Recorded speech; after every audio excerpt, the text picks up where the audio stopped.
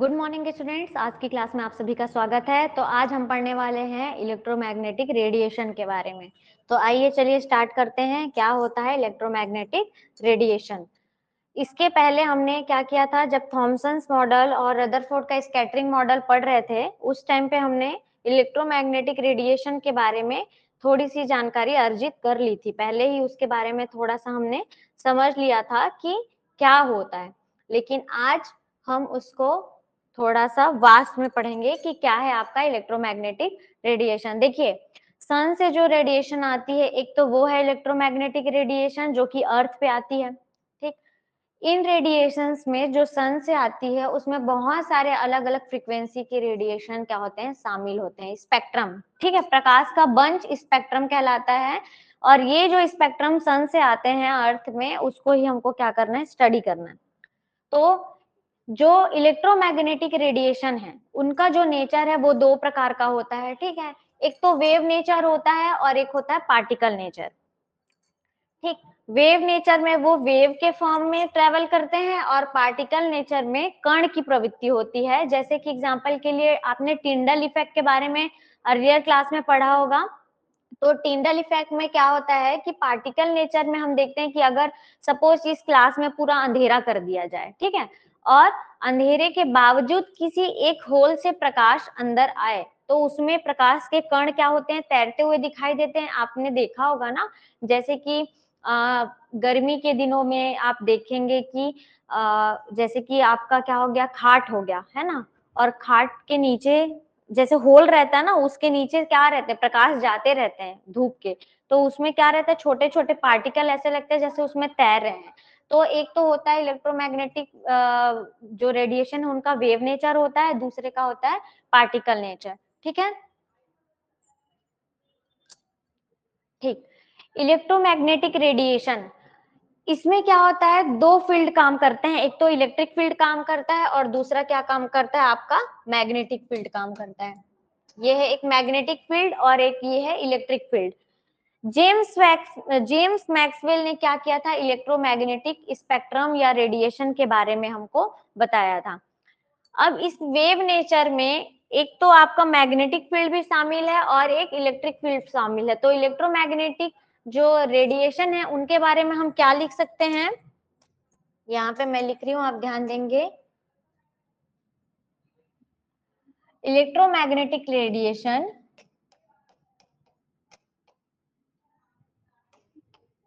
is form of light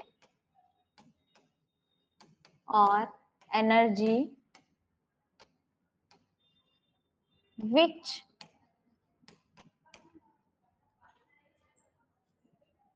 oscillate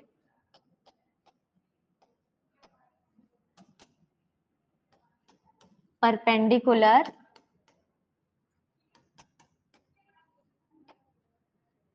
by electric field and magnetic field। तो ये क्या है, आपका EMR फॉर्मेट है लाइट और एनर्जी का, जो कि ऑसिलेट होता है परपेंडिकुलर, ठीक है, प्रोपेगेशन में by electric field and magnetic field of their propagation. और ये एक तरह का क्या है, आपका म्यूचुअल प्रोपेगेशन है। ये है आपका म्यूचुअल प्रोपेगेशन, क्योंकि ये दोनों एक दूसरे के साथ परपेंडिकुलर होते हैं। ठीक है, अब देख लो यहाँ पे, ये जो लाइट है आपका, ये है आपका एक एक्सिस और ये है आपका जेड एक्सिस, और इसको ले लेते हैं एक्स एक्सिस, ये है आपका वाई एक्सिस। तो ये जो आपको दिख रहा होगा नीचे की तरफ जो चल रहा है, ये जिसको मैं रेड में क्या कर रही हूँ, कलर कर रही हूँ, ये आपका क्या हो गया, नीचे की तरफ जो चल रहा है वो हुआ आपका मैग्नेटिक फील्ड। और जो ये ऊपर की तरफ चल रहा है, इसको हम क्या कर लेते हैं, एक और कलर से कर लेते हैं। ये जो ऊपर की तरफ वेव बन रहा है, इस वेव को क्या बोलेंगे, इलेक्ट्रिक फील्ड। और दोनों एक दूसरे के साथ क्या कर रहे हैं, 90 डिग्री पर हैं। ठीक है, 90 डिग्री पर है, इसीलिए इनको हम क्या कह रहे हैं, परपेंडिकुलर कह रहे हैं। तो जब किसी एक्सिस पर दो तरह के फील्ड, इलेक्ट्रिक और मैग्नेटिक फील्ड काम करते हैं, उससे, उसके ऑसिलेशन से, उसके घूर्णन से जो प्रकाश या रेडिएशन उत्पन्न होता है, उसी को हम क्या कहते हैं, इलेक्ट्रोमैग्नेटिक रेडिएशन कहते हैं। Oscillating magnetic field perpendicular to electric field, ये परपेंडिकुलर का साइन है, ठीक है। आपका जो ऑसिलेट हो रहा है मैग्नेटिक फील्ड, उस किसके परपेंडिकुलर है, इलेक्ट्रिक फील्ड के परपेंडिकुलर है। साथ में प्रोपेगेशन ऑफ वेव भी परपेंडिकुलर है दोनों फील्ड्स के। क्लियर है। Electromagnetic waves can travel in vacuum, ये क्या करते हैं, निर्वात, निर्वात में जहां पर वायु उपस्थित ना हो, क्या करते हैं वहां पे, एक तो वैक्यूम में क्या करते हैं, ट्रेवल करते हैं। इनकी जो स्पीड है लाइट की, वो क्या होती है, 3 इंटू 10⁸ मीटर सेकेंड इनवर्स, या मीटर पर सेकेंड, मीटर पर सेकेंड या फिर मीटर सेकेंड इनवर्स। ये पर, एक मिनट रुको, इसको हटा देते हैं, मीटर सेकेंड इनवर्स, ऐसे भी लिख सकते हो आप इसको, ठीक है। नेक्स्ट देखिए, properties of electromagnetic radiation.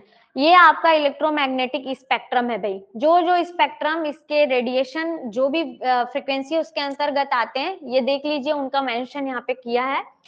X यहाँ पे ये है रे, ये हो गया आपका गामा, गामा रेस, ठीक है, गामा रेस हो गया। और यहाँ पे एक तो लिख दो कॉस्मिक रेस, कॉस्मिक रेस भी आएंगे यहाँ पे। ये हो गया gamma rays, X ray, UV और आपका आईआर। यूवी को उस दिन मैंने बताया था आपको अल्ट्रावायलेट, और आईआर आपका क्या हो गया, इंफ्रारेड। इन यूवी और आईआर के बीच में जो रेज आते हैं उसको विबग्योर बोलते हैं हम लोग, विजिबल, ये है आपका विबग्योर, ये ट्रिक है विबग्योर आपका।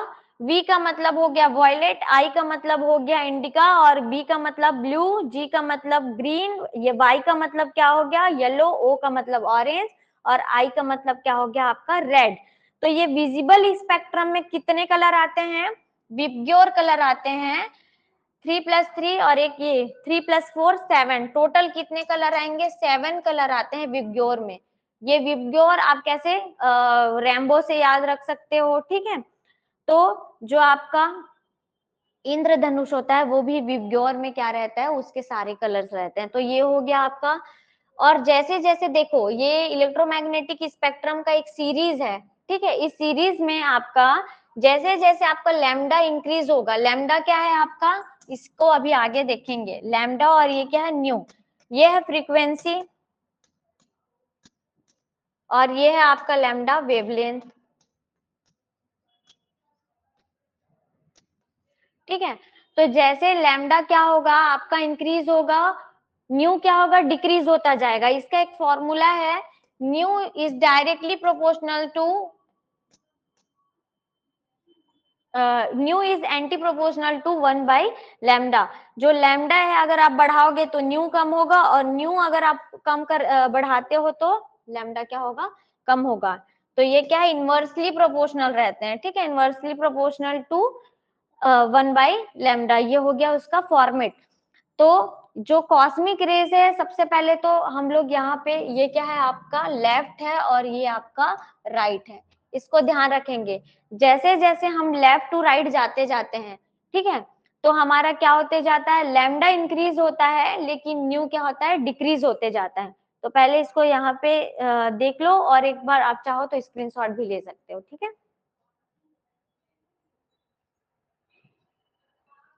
क्लियर है इतना, ये तो हो गया, ठीक है। अभी क्या बोला मैंने, लेफ्ट टू राइट जब आप जाएंगे तो लेफ्ट टू राइट क्या इंक्रीज होगा, यहाँ पे लिखा हुआ है लैम्डा इंक्रीज होगा, और जब आप लेफ्ट टू राइट जाएंगे तो आपका न्यू डिक्रीज होते जाएगा, यानी कि आपका वेवलेंथ बढ़ते जाएगा, तो आपकी फ्रीक्वेंसी ऑटोमेटिक क्या होते जाएगी, डिक्रीज होते जाएगी। ये विबग्योर है। अब विबग्योर में आपको पता है कि ये विजिबल रेंज में आता है, यहाँ पे देखिए विजिबल स्पेक्ट्रम में आपका विबग्योर आ गया, जो विजिबल ही होगा, आपको दिखाई देगा। साथ में इस रेस का सीरीज आपको याद रखना भी जरूरी है। तो इसके लिए एक ट्रिक है, वो देखते हैं। वो ये है आपका क्लासिकल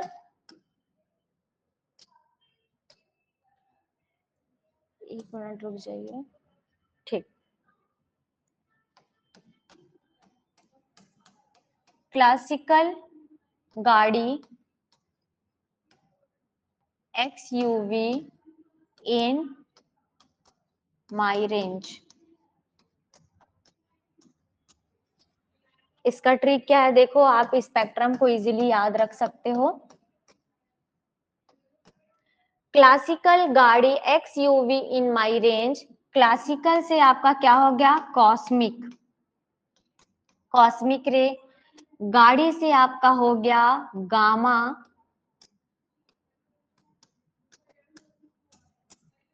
एक्स से एक्स रेस, यू से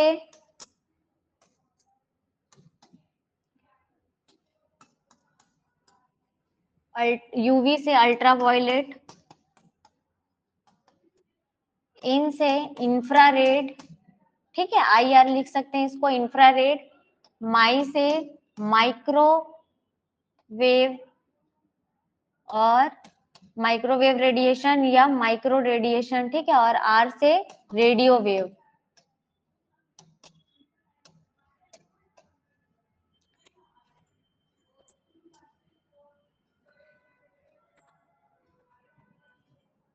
ये किसके लिए ट्रिक है आपका, ये रेडिएशन के सीरीज को याद रखने के लिए। क्लासिकल गाड़ी XUV इन माई रेंज, ठीक है, तो आप इस तरह से आपके जो स्पेक्ट्रम्स हैं उनकी सीरीज को याद रखेंगे। सबसे ज्यादा आपका जो इसका सबसे ज्यादा क्या होता है आपका लैम्डा, ठीक है, सबसे ज्यादा जो वेवलेंथ है वो आपका क्या होता है, कॉस्मिक रेज का रहता है, और फ्रीक्वेंसी सबसे इसकी कम रहती है, मिनिमम, ठीक। और जो फ्रीक्वेंसी है वो लेफ्ट टू राइट जाने पर, हाँ ये देखो इसकी जो फ्रीक्वेंसी है वो ज्यादा होती है, लैम्डा इसका क्या होता है, इंक्रीज होते जाता है जैसे जैसे लेफ्ट टू राइट जाते हैं, मतलब कि ये जो है कॉस्मिक रेज के लिए क्या होगा, मिनिमम होगा, और जो इसकी फ्रीक्वेंसी है वो क्या होगी, हाई होगी। तो ये आप लोग यहाँ पे सुधारेंगे, ठीक है। इसमें देखिए जैसे जैसे आप क्या करोगे उधर जाओगे लैम्डा इंक्रीज होगा, मतलब रेडियो वेव के लिए सबसे ज्यादा आपका क्या होगा, वेवलेंथ होगा, और उसकी फ्रीक्वेंसी सबसे कम। तो फ्रीक्वेंसी सबसे ज्यादा किसकी होगी, फ्रीक्वेंसी सबसे ज्यादा कॉस्मिक रे की, ठीक है, ये होगा मैक्सिमम। और मिनिमम में क्या आ जाएगा आपका, लैम्डा आ जाएगा। और यहाँ पर रेडियो वेव के लिए आपका जो न्यू है वो मैक्सिमम आ जाएगा, मिनिमम आ जाएगा, मिनिमम, और जो लैम्डा है आपका वो आएगा मैक्सिमम, ठीक है, क्लियर है इतना।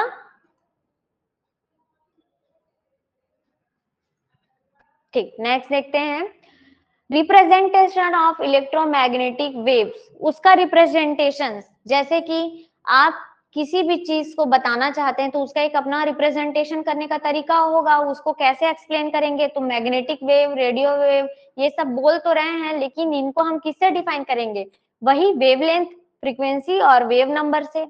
वेव नंबर को न्यू नॉट से रिप्रेजेंट करते हैं, सॉरी न्यू बार से, ठीक, और फ्रीक्वेंसी को न्यू से, और इसको लैम्डा से, वेवलेंथ को, ठीक है। अब देखते हैं वेवलेंथ, वेवलेंथ क्या होता है इसको पहले समझते हैं। वेवलेंथ आपको लैम्डा से रिप्रेजेंट कर रहे हैं। अब देखो यहाँ पे क्रेस्ट और थ्रो है, वेवलेंथ क्या होता है, यहाँ पर ये जो क्रेस्ट है और यहाँ पे ये जो क्रेस्ट है, यानी कि दो वेव्स के बीच के लेंथ को वेवलेंथ कहा जाता है। ये दोनों वेव है, ये वेव 1 W1 लिख दे रही हूं मैं यहाँ पर, और ये है आपका W2। इन दोनों वेव्स के बीच के दूरी को ही क्या बोलते हैं, वेवलेंथ बोलते हैं, जिसको किससे रिप्रेजेंट करते हैं, लैम्डा से रिप्रेजेंट करते हैं। Distance between two consecutive crest और थ्रो, ठीक है, इनके बीच का क्या हो गया, वेवलेंथ। यहाँ पे देख लो, यहाँ पे बीच में थ्रो लिखा हुआ है, दो क्रेस्ट के बीच consecutive two crest and trough के बीच का डिस्टेंस क्या होता है, आपका वेवलेंथ कहलाता है, नेक्स्ट बारी आएगी फ्रीक्वेंसी की। फ्रीक्वेंसी क्या है यहाँ पे देखिए, नंबर ऑफ वेव्स पर सेकेंड, एक सेकेंड में कितने नंबर ऑफ वेव्स बनते हैं, वो क्या हो गया आपकी फ्रीक्वेंसी आ गई। जैसे कि मैं बोलूंगी 1 किलोमीटर में एक मिनट में मैं 1 किलोमीटर भाग रही हूँ, तो एक आपको पता चल रहा है ना कि मैं 1 किलोमीटर 1 मिनट में भाग रही हूँ, कि इसका टाइम ये है और मैं इतनी दूरी को तय कर रही हूँ। वैसे ही ये जो वेव है, ये जो वेव बन रहा है ना बेटा, ये वेव एक सेकंड में कितना नंबर ऑफ वेव्स निकल सकता है। अगर मैं बोल दूं यहाँ से इतने नंबर ऑफ वेव्स एक सेकंड में क्या होता है निकल रहा है, या पर सेकंड में निकल रहा है, तो ये नंबर ऑफ वेव्स ऑफ पर सेकंड में जितने वेव्स आपके निकलेंगे या जितने वेव्स आपके बनेंगे, वो क्या होगा आपका फ्रीक्वेंसी बताएगा। ठीक, और इसका फ्रीक्वेंसी का जो एसआई यूनिट है वो क्या होता है, सेकंड इनवर्स बोल सकते हैं या फिर हर्ट्ज बोल सकते हैं। क्लियर है। नेक्स्ट बारी है वेव नंबर की। तो ये जो वेव नंबर है, आप ये देखो, ये जो वेव नंबर है इसको न्यू बार से रिप्रेजेंट करते हैं। हमने कहा कि एक सेकंड में, पर सेकंड में जितने भी आपके वेव्स बनते हैं, ठीक है, जितने वेव्स की सीरीज बनती है वो आपका फ्रीक्वेंसी हो गया। अब उसी में फ्रीक्वेंसी में नंबर ऑफ वेव्स जो बनेंगे वो क्या होगा, वेव नंबर होगा। अब पारी है relation between speed, frequency and wavelength. इसमें जो स्पीड के साथ फ्रीक्वेंसी और वेवलेंथ है वो क्या होता है, देखो speed is equal to frequency multiply wavelength. जो भी आपका स्पीड होगा c is equal to nu multiply lambda. ठीक है, c is equal to nu multiply lambda. ठीक है, यहाँ से आप और एक फॉर्मूला निकाल सकते हैं। अगर आपको लैम्डा की सी का वैल्यू पता हो, देखो यहाँ पे सी का वैल्यू अगर आपको पता है तो आप क्या कर सकते हैं, अगर आपको लैम्डा की वैल्यू पूछे तो c by nu is equal to lambda कर सकते हैं। ये एक फॉर्मेट बना सकते हैं आप फॉर्मूला का। या आपको न्यू पूछा जाए तब आप क्या कर सकते हैं, सी बाई लैम्डा कर सकते हैं। क्लियर है। और सी की तो वैल्यू यहाँ पर दी हुई है कि c is equal to nu multiply lambda, यानी कि आपका जो स्पीड है ना वो लैम्डा और न्यू यानी कि फ्रीक्वेंसी और वेवलेंथ दोनों का क्या होता है, मल्टीप्लीकेशन होता है। ठीक है, तो ही आपको पता चलेगा कि स्पीड क्या है। ठीक, साथ में देखो ये जो वेव का ऊपरी वाला हिस्सा है, ठीक है, ऊपर, उसको बोलते हैं क्रेस्ट। ठीक, इसी को स्ट्रिंग बोला जाता है हिंदी में। और जब ये जो वेव है उसके नीचे की तरफ ये होगा आपका, तो इसको क्या बोलेंगे, थ्रो। इसको गर्त बोलते हैं बेटा। ठीक, साथ में ये यहां से जितनी ऊंचाई तक ये वेव जाएगा उसको उसका एम्पलीट्यूड बोलते हैं, कि वेव का ऊंचाई, ठीक है, तीक्ष्णता देखो, हो सकता है वेव छोटा हो या वेव बड़ा हो, तो इनका जो डिस्टेंस है यही आपका क्या होता है, एम्पलीट्यूड कहा जाता है। क्लियर है, इतना ध्यान से देखिए। ठीक, number of wavelength by unit length. अगर आपको नंबर ऑफ वेव निकालना है तो 1 बाई लैम्डा कर दीजिए।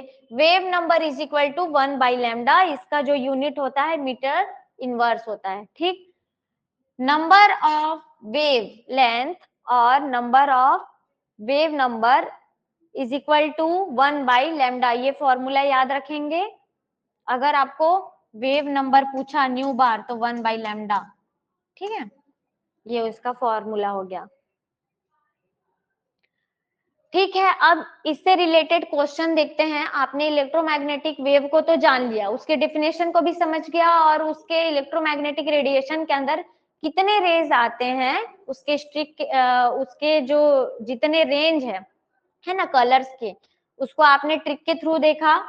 ठीक है, क्लासिकल गाड़ी एक्सयूवी इन माई रेंज के थ्रू आपने जान लिया कि इतने रेज होते हैं, और उनका जो सीक्वेंस है वो क्या होता है, उनकी फ्रीक्वेंसी और उनके लैम्डा के बीच भी क्या देखा, वेवलेंथ के बीच रिलेशन देखा। अब हम क्वेश्चन सॉल्व करते हैं। देखिए, calculate the wave number and frequency of violet radiation, violet ही लिखा है ना, हाँ, violet radiation having wavelength 4000 angstrom. आपका वेवलेंथ कितना दिया हुआ है, ध्यान से देखो 4000 एंगस्ट्रॉम दिया हुआ है, और आपको क्या करने बोल रहा है, फाइंड आउट करने के लिए कि वेव नंबर और आपकी फ्रीक्वेंसी को आपको फाइंड आउट करना है।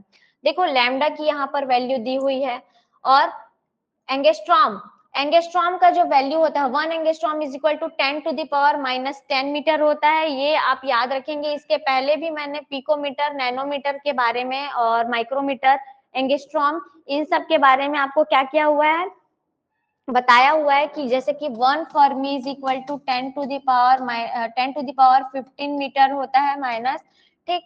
वैसे ही आपको 1 nanometre is equal to 10 to the power minus 9 metre होता है। इस तरह से आपको कन्वर्ट करने के लिए कुछ यूनिट्स को याद रखना पड़ेगा। तो वैसे ही 1 एंगस्ट्रॉम में कितने मीटर होते हैं बेटा जी, 10 to the power minus 10 metre होते हैं। क्लियर है वहां तक? अभी हमको इसको क्या करना है, ये जो एंगस्ट्रॉम है उसको मीटर में कन्वर्ट करना पड़ेगा, क्योंकि हमारा जो फ्रीक्वेंसी है या नंबर है ना, नंबर वेव नंबर को हम क्या करेंगे, मीटर में कैलकुलेट करेंगे। तो मीटर आपका ये हो गया, सेकंड इनवर्स में कैलकुलेट करेंगे फ्रीक्वेंसी को, तो उसके लिए देखो आपको क्या करना पड़ेगा, एंगस्ट्रॉम को कन्वर्ट कर दिया मीटर में, ये हो गया आपका। अब यहाँ से ये कैसे हुआ देखो, ये है आपका 4000 मल्टीप्लाई आपका 10 टू द पावर माइनस 10, ठीक। अब ये 3 और है, इसको यहाँ पे अगर मैं लिखूं is equal to 4 multiply 10 to the power 3 लिख सकते हैं, 1000 है, इसको is equal to 10 to the power minus 10।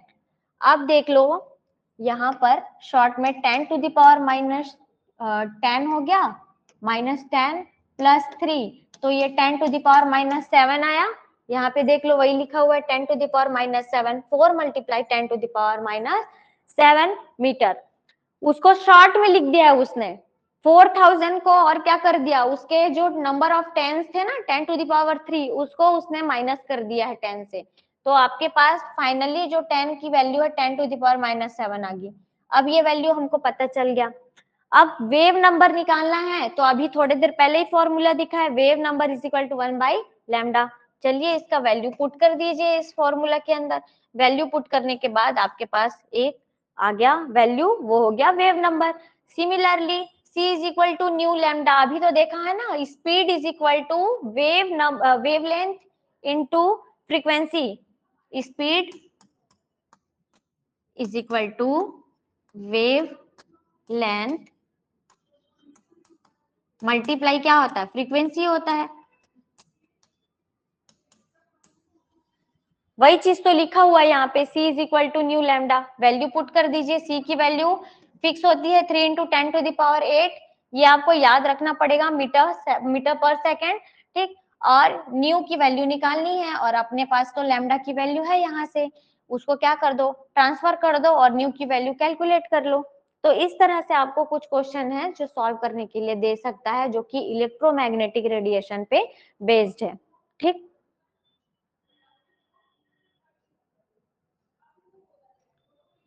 ठीक, एक क्वेश्चन और देखते हैं इसका। Calculate the wavelength frequency and a light wave whose 2.0 10 to the power minus 10 second. आपको क्या दे दिया है, पीरियड ऑफ टाइम दे दिया है, ठीक है। Wave whose period 2.0 10 to the power 10 second time दे दिया है आपको उसका, और आपको वेवलेंथ फ्रीक्वेंसी ये क्या करने बोल रहा है, कैलकुलेट करने बोल रहा है। तो उसके साथ देख लो, nu is equal to 1 by t formula होता है टाइम के लिए, और lambda is equal to c by nu, ये आपको पता है। ये एक फॉर्मूला और एडिशन है कि time is inversely proportional to nu, ठीक है। तो आपको यहाँ पे देखो उसकी वैल्यू, टी की वैल्यू दी हुई है, वैल्यू पुट करो, और यहाँ से आप क्या निकाल सकते हो, फ्रीक्वेंसी कैलकुलेट कर सकते हो, ठीक। अब ये 10 टू द पावर 9 यहाँ पे कैसे आया देखो, ये आपका 1 by 2 into 10 to the power minus 10 लिखा हुआ है। आपको पता है जब कोई भी डिजिट नीचे क्या है, 10 पे है, आपका माइनस में है, तो जब उसको ऊपर लेके चले जाएंगे तो वो क्या हो जाएगा। अब यहाँ पे देखो, मैंने एक काम करना है कि यहाँ पे पहले तो आप चेक कर लो आपका जो सिमिलर दिया हुआ है आंसर या डिफरेंट है, तो आप क्या करोगे, अब यहाँ पे 2 लिखा हुआ है, अब मैं क्या करती हूँ यहाँ पे 1 by 2 into 10 to the power -9 लिखती हूँ बेटा, और क्या कर लेती हूँ यहाँ से एक 10 को ऊपर लेके जाती हूँ, ठीक। 10 का पावर 1 को ऊपर लेके गई, 2 1 जा 2, 2 5 जा 10, तो अब मेरे पास क्या आ गया 5/10 टू द पावर -9 आ गया। अगर मुझे उस -9 को माइनस नहीं रखना, प्लस करना है, तो 5 × 10 टू द पावर +9, अगर मैं ऊपर लेके चली जाऊं तो ये आ जाएगा उसका आंसर, ठीक। तो इस तरह से न्यू की वैल्यू आप कैलकुलेट कर सकते हैं। सिमिलरली आपको थोड़ी देर पहले ही हमने देखा है कि सी की वैल्यू होती है 3 × 10 टू द पावर 8, और आपका जो न्यू का वैल्यू यहाँ से फाइंड आउट किया हमने, और 5 × 10 टू द पावर 9 मीटर इतना आया हमारा। इस वैल्यू को हमने यहाँ पे पुट कर दिया। अब सॉल्व करेंगे तो हमारी जो वैल्यू है वो इतनी आ गई, क्योंकि अब देखो इधर क्या कर सकते हैं हम लोग, यहाँ से मैंने क्या किया कि 3 × 10 टू द पावर 8 है यहाँ पर, ठीक। अब मैंने क्या किया यहाँ से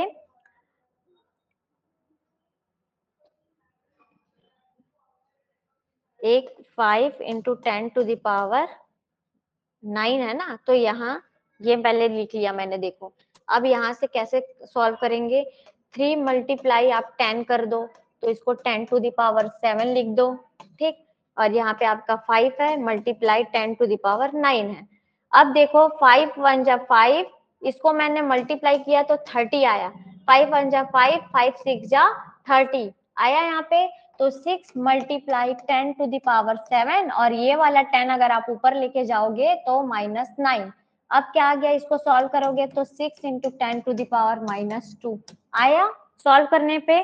तो इस तरह से आपको क्या करना है, इसको सॉल्व करना है।